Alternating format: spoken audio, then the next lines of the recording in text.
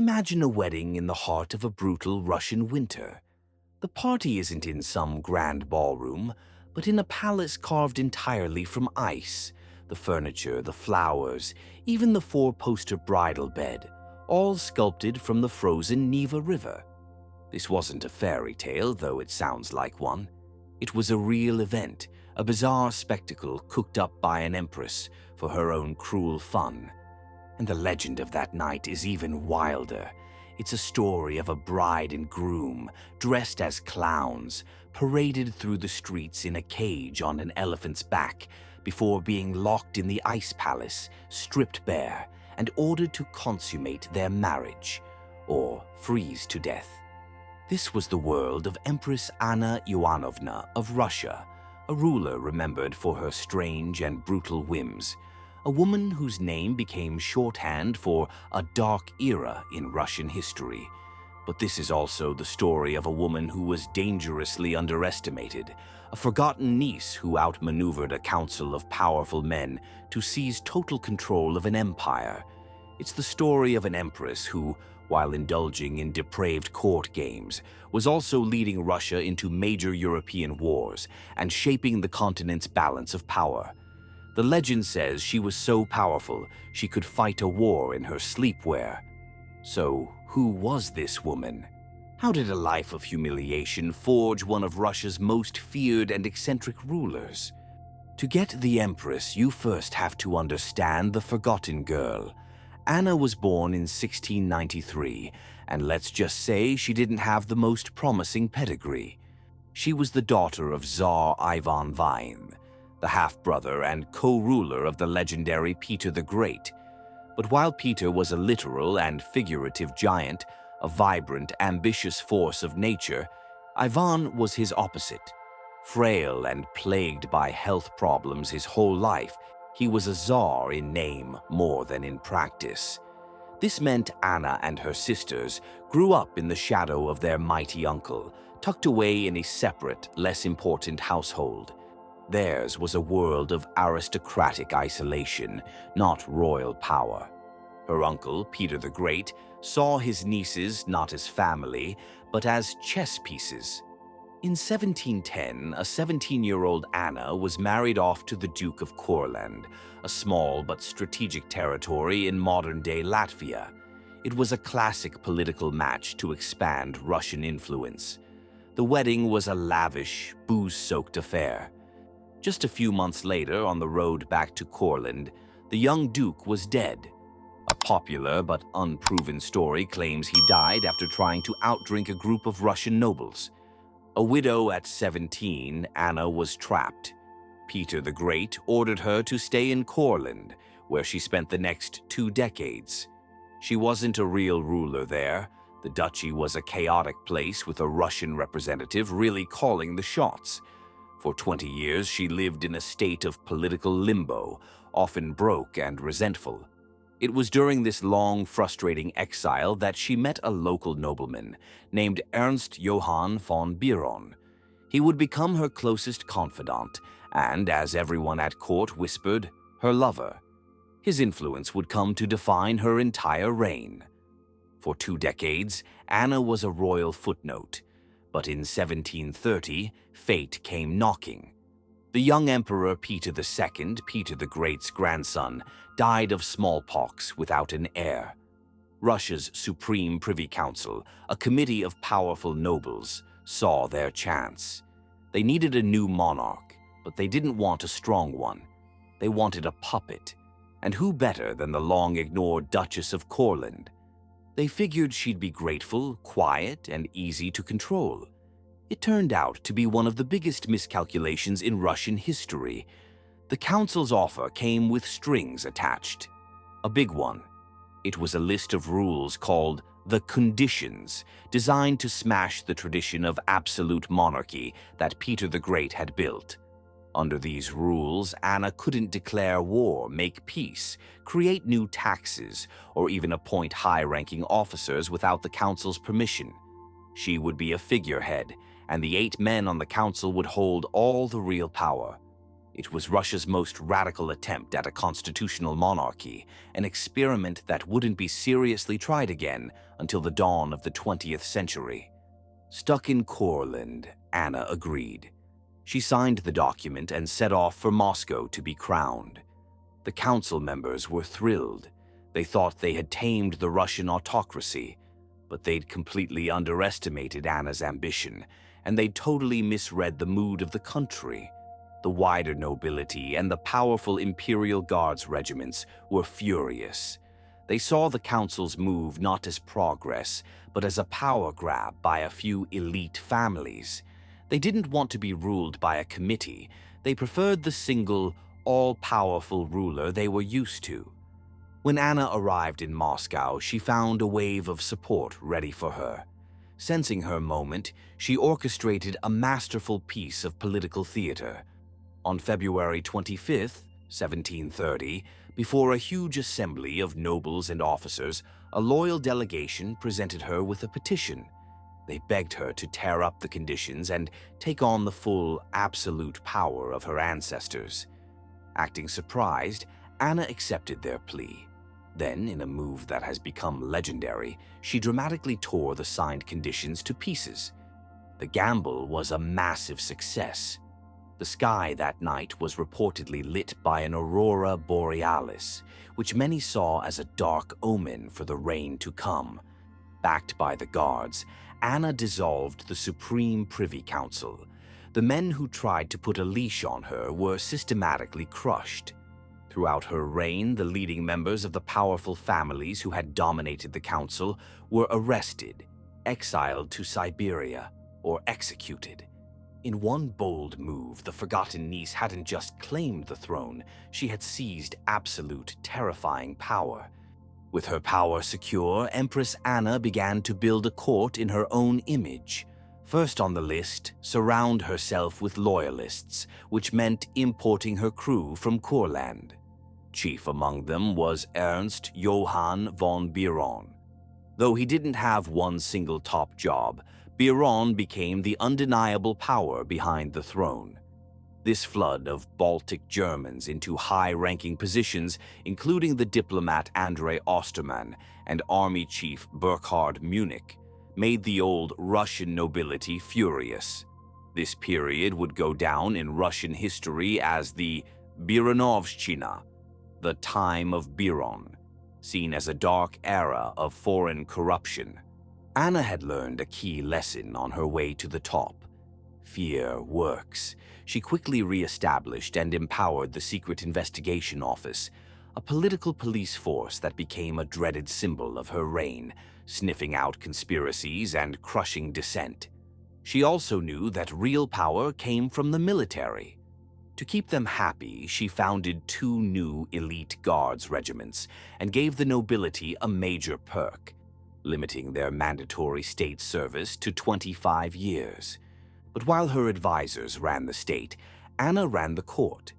After decades of being obscure and poor, she indulged in lavish and often grotesque entertainments. The court became a bizarre circus of wealth and cruelty. She loved to hunt, and one famous story says she kept a loaded gun by her window to blast away at passing birds, day or night. Her court was filled with jesters, dwarfs, and people with physical disabilities, all kept around for her amusement. She loved humiliating pranks, and a favorite target was Prince Mikhail Golitsyn from one of Russia's most powerful families. His crime? He'd married a Catholic Italian woman, which Anna saw as an insult to the Orthodox faith. After his wife died, the Empress's punishment began. She stripped him of his title and made him a court jester. Court legend says he was sometimes forced to sit in a large basket in her rooms, clucking like a hen and pretending to lay eggs for guests. This was Anna's court, a strange mix of nation-building and sadistic games, and the most infamous game of all was yet to come. The phrase, fighting a war in her sleepwear, became a kind of legend about Empress Anna. There's no evidence she literally directed battles from her bedroom, but the image perfectly captures the paradox of her reign. a ruler who seemed lost in lazy, decadent court life, but was also running an aggressive and successful foreign policy. While jesters were being tormented at home, Russian armies were marching across Europe. Her reign saw two major wars that put Russia at the center of European politics. The first was the War of the Polish Succession. When the Polish king died, France backed one guy for the throne, while Russia and its ally Austria backed another. Anna's government didn't blink. Russian troops marched into Poland, took Warsaw, and drove the French-backed candidate out. In the end, Russia's guy, Augustus III, was king. It was a clear win for Russia, massively boosting its influence over the huge Polish-Lithuanian Commonwealth. The second, much tougher war was against the Ottoman Empire from 1735 to 1739. This was part of Russia's long struggle for control of the Black Sea coast. Russian armies, led by the German-born Field Marshal Munich, won several major battles. They stormed the key fortress of Ochakov and, for the first time in history, Russian forces invaded and wrecked the Crimean Peninsula, the heartland of the Ottomans' Tatar allies. Most importantly, Russia captured the port of Azov. The war was incredibly expensive in both blood and treasure, with disease killing far more soldiers than fighting did. When Russia's ally, Austria, was defeated and bailed, Russia had to make peace. The final treaty was a mixed bag. Russia got to keep Azov, but there was a catch. The fortress had to be demilitarized, and Russia was forbidden from having a navy in the Black Sea. It was a frustratingly limited victory. Still, back in St. Petersburg, the court spun it as a massive triumph, and Empress Anna decided to celebrate with a spectacle so bizarre it would go down in history. In the savage winter of 1739 to 1740, with temperatures sinking to 40 below, Anna gave an incredible order. A palace was to be built on the Neva River entirely out of ice. A contemporary scientist named Georg Kraft left a detailed description explaining how huge blocks of ice were cut from the river and fused together with water, which instantly froze them solid. The result was something out of a dream. It was a building roughly 50 meters wide and 20 meters high, with walls a meter thick. There were ice trees with icebergs on the branches, an ice statue of an elephant that could spout water, and even ice cannons that could actually be fired. Inside, everything was ice: chairs, tables, clocks, playing cards, and a grand four-poster bed with an ice mattress, ice pillows, and ice curtains. But this marvel was built for a monstrous purpose. Anna decided it would host the wedding of her long-suffering jester, Prince Golitsyn. His new bride was one of Anna's maidservants, an older Kalmyk woman named Avdotia Bujaninova, who court gossips called unattractive. This grotesque wedding was the main event for celebrating the victory over the Ottoman Empire. The happy couple were dressed as clowns and, as the story goes, paraded through St. Petersburg in an iron cage on the back of a real elephant. Following them was a bizarre procession of people from all over the Russian Empire in traditional dress, riding on sleds pulled by pigs, goats, and dogs. After a mock feast, the couple was taken to the ice palace. There, they were locked in the frozen bridal chamber with guards posted outside. Anna reportedly told them to huddle for warmth if they wanted to survive. Their survival has become the stuff of legend, but many of the most vivid details come from a famous 19th century historical novel called The Ice House. This book is likely the source for the story that they were stripped completely naked and that the bride, Avdotia, bribed a guard with a pearl necklace to get a sheepskin coat that saved their lives. While the public humiliation and the ordeal in the ice house were very real, the most shocking details may be literary fiction. It was the ultimate expression of Anna's power, turning human lives into a cruel public spectacle, all in the name of celebrating a war. Anna's reign, like the ice palace she built, was spectacular but didn't last. She had always suffered from poor health, including kidney stones.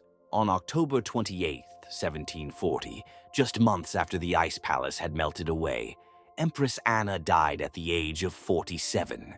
With no children of her own, she was obsessed with the succession. She named the infant son of her niece, Anna Leopoldovna, as her heir. This baby would become Emperor Ivan VI. But a baby emperor needs a regent, and Anna's choice was as controversial as her life. Her powerful and widely hated favorite, Ernst Johann von Biron. The whole arrangement was doomed. The Russian nobility might have put up with Biron under the intimidating Anna, but they would never accept him as their master. Just 3 weeks after Anna's death, Biron was overthrown in a coup led by the infant emperor's own mother, Anna Leopoldovna. This kicked off another period of chaos and court scheming, which only ended a year later when Peter the Great's own daughter, Elizabeth, seized the throne in yet another palace coup. So how should we remember the Mad Empress who fought a war in her sleepwear? For a long time, Russian historians dismissed her 10-year reign as the Bironovshchina, that dark era of foreign cronies, brutal repression, and bizarre court cruelty.